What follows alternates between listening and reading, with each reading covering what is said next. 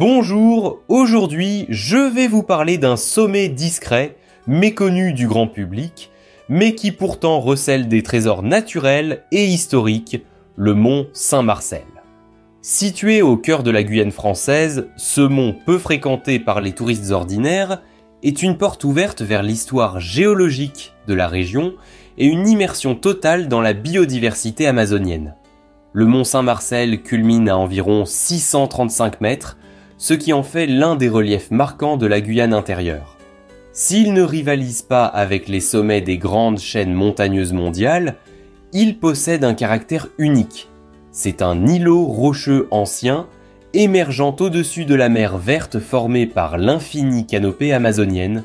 Il offre aux rares visiteurs une vue imprenable sur la forêt, un panorama qui semble hors du temps, intact depuis des millénaires. La formation de ce mont remonte à des temps immémoriaux, quand la Guyane faisait encore partie du supercontinent Gondwana.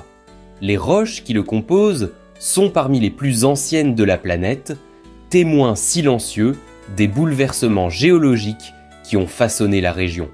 Cette histoire géologique se lit dans les veines granitiques qui strient ses flancs et dans les blocs rocheux érodés qui parsèment ses pentes.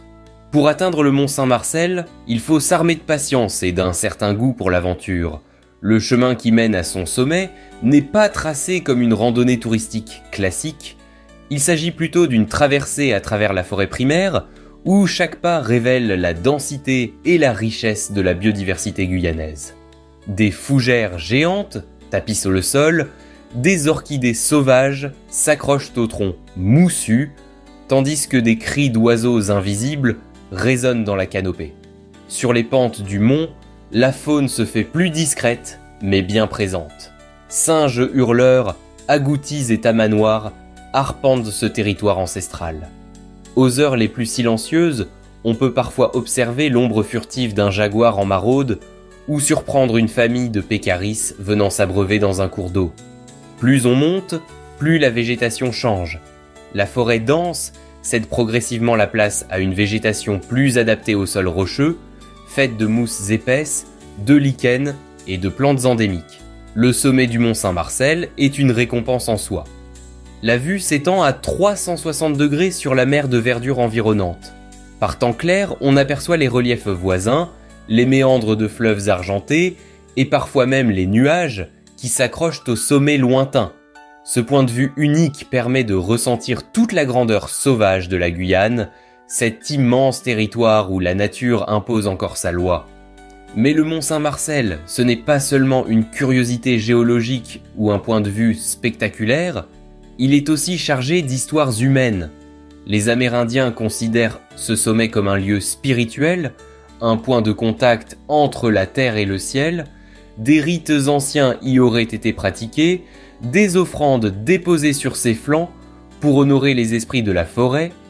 Ce respect ancestral du lieu perdure encore aujourd'hui dans certaines communautés locales qui le voient comme un gardien naturel et spirituel de leur territoire.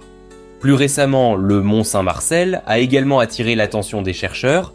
Son isolement relatif en a fait un point d'étude privilégié pour comprendre les dynamiques écologiques de la forêt amazonienne.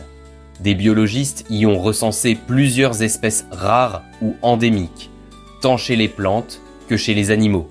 Chaque expédition scientifique qui s'y rend repart avec son lot de découvertes, enrichissant un peu plus la connaissance de cet écosystème d'une incroyable complexité.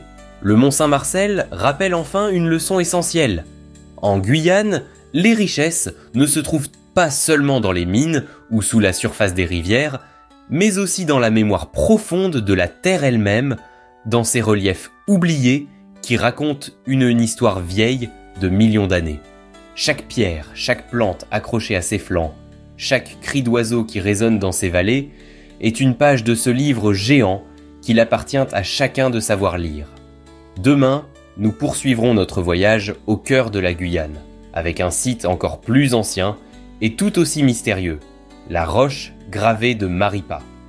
Ce bloc de pierre, couvert de symboles laissés par les peuples anciens, nous plongera dans l'histoire immémoriale des premières civilisations ayant foulé cette terre. À très bientôt pour un nouveau chapitre de notre exploration.